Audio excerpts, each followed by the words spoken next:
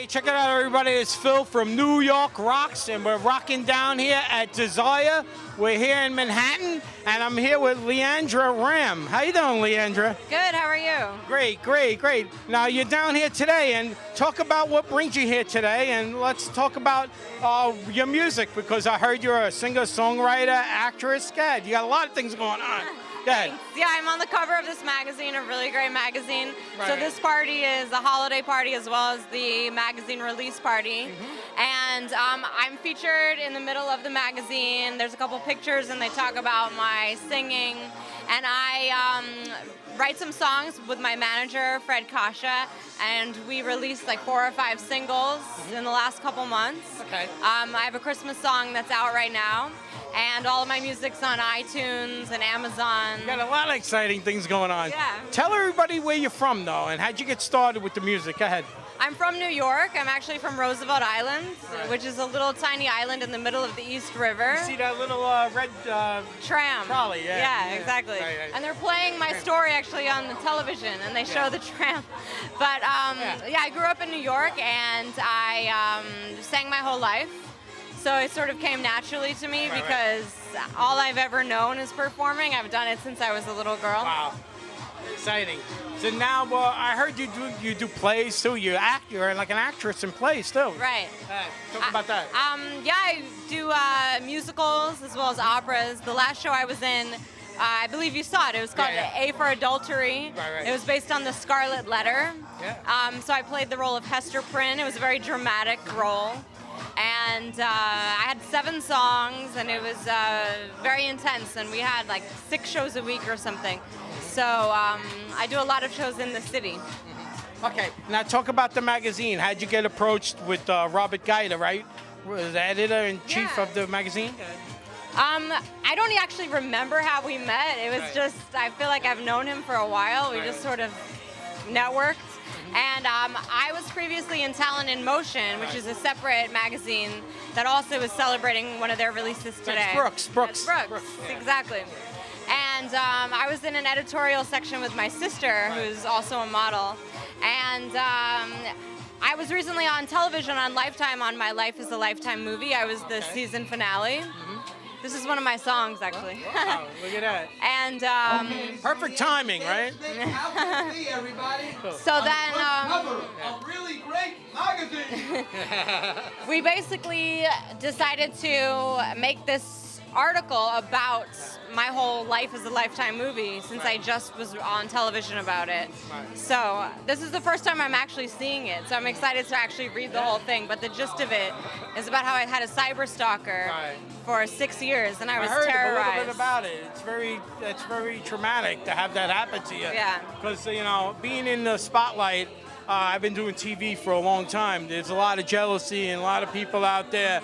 You know what I mean? They're very disturbed. I have it had happen to me too. And it's not a good thing. Yeah, it was horrible. For 6 years, I felt like my life was falling apart. And it was so difficult to get work and to do anything. It's very hard to fight back too when some people, they know some people, and it kind of like they can get away with that. You know what I mean? They support that, which ain't right. You shouldn't support that kind of stuff. We should really be able to fight back easily. When somebody's doing something to you like that, right? So I'm actually trying to create new laws right now. They're called international law enforcement treaties, basically, that will prevent this type of thing from happening. Because right now there's only national laws. There's no international laws for this.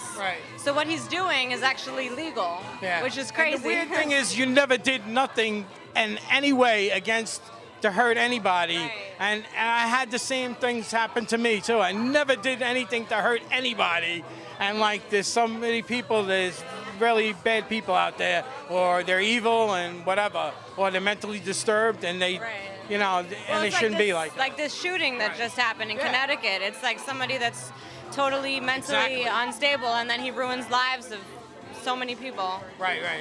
Yeah, I know. Something has to be done about that, and it's very sad and tragic too in a way, because it's like the holidays now, and my birthday was 2 days ago, and happy birthday. Thank you. And it was very hard for me to celebrate my birthday and also celebrate Christmas, especially for the families. they must be going through such devastation now to lose a child, such a little baby, an innocent gift from God, you know? Definitely. My heart was broken. Right.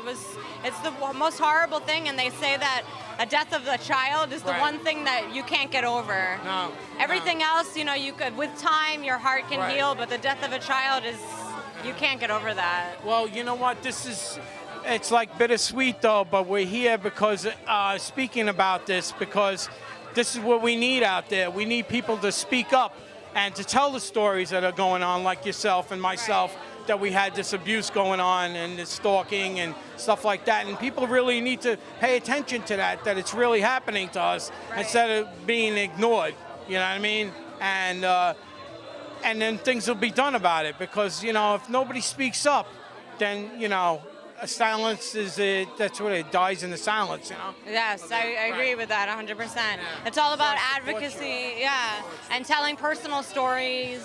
And I'm trying to get a lot of celebrities on board with me, so that I'm not just one person fighting against cyber stalking. And it's the bullying too. It's the bullying. It's the bullying, the cyber stalking and stuff like that. Yes, definitely. That's really cool, man. You know, I commend you for speaking up and not being afraid and fighting back, you know? Thank you. It takes a lot of courage, because actually my stalker could just pop right back up again, but you know, I just have courage, and I don't care, because I'm so past that at this point. I had a stalker too. I've been to the police many times about my stalker, and I actually caught my stalker robbing me, breaking in my vehicle, and he got away with it, kind of, because he knew some people and whatever. And it's horrible that you shouldn't be able to get away with crimes just because you have, like, you know, some police and whatever. You know what I mean? That ain't right, you know? Yeah, definitely.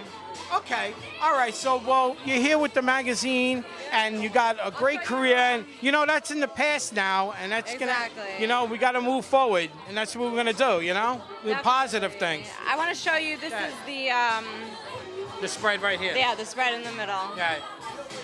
You're doing amazing things, man. Thank you. Now, where was this? Where'd they do the spread? This was filmed in Staten Island. Okay. Yeah, all of this was filmed in Staten Island. The cover as well. Right. Yeah.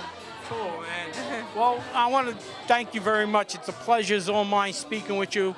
Nothing but the greatest success for you. Thank you very much. Thank you and so Merry much. Christmas and Happy Holidays. Merry Christmas. Happy And you know holidays. what advice do you have for all the people out there? Let's say if they do have somebody who's bothering them or stalking them, what could they do? What advice would you give to them out there? Go ahead. My advice is to really stay strong and know that eventually laws will be passed. And the best thing that you can do is just be true to yourself and not let the person get to you, not let the person get inside your skin. And I know it's easy to say and hard to do, but eventually it will be over. Like that saying, winter always turns to spring. It will eventually be over. And just focus on the positive things in your life. If you're being stalked, focus on what you're doing, everything that's happening, that's good for you, and try to explain the situation. The worst thing that you could do is be in silence about it and not tell anybody. It's best to be honest. A lot of people that are stalked are ashamed, and they don't feel. I'm a little ashamed that, you know, a guy would stalk me. Yeah, I mean, a lot of people are. I was actually. I like. What is this? Guy's weird. Yeah. Guy's weird. I try not to tell anybody, but actually, if you're honest and open, people will be more understanding and more sympathetic. If you don't tell anybody and then they find out later, it's kind of like. It's strange. It's better if you just say, I'm a victim, unfortunately. And eventually you'll be a survivor. Well, there's been, throughout the years, there's been a lot of people that, you know, that stalk celebrities, and they still do. But I congratulate you for being, you know, strong enough to come out and, you know, telling your story and being honest about it, you know, and not being afraid. Thank you. Thank you so much.